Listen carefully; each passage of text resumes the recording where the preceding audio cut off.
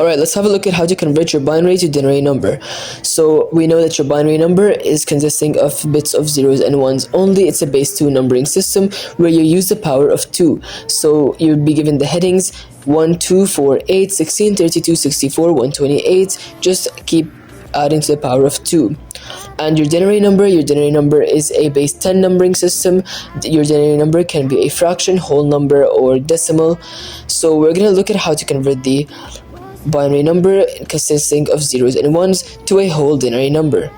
The first step is you make a table and you place the given binary number inside this table. Then starting from right to left, you add your binary headings 1, 2, 4, 8.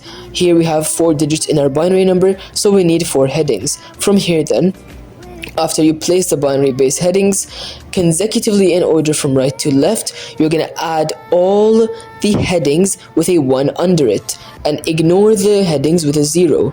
So in this case, we have 8 and 2 that have a 1 under it, so we're going to add 8 plus 2, giving us 10, which is our denary number.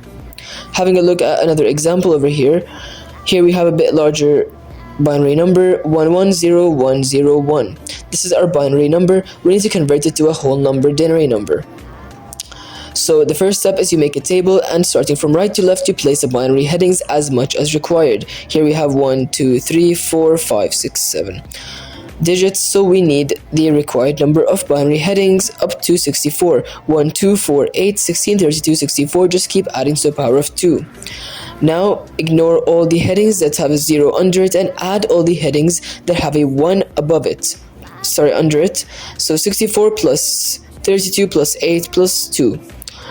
This is going to give you 106, and this is your denary number.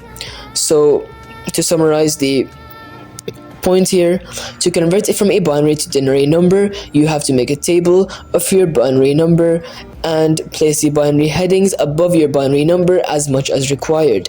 Then you ignore all the headings that have a 0 under it and add all the headings that have a 1 under it.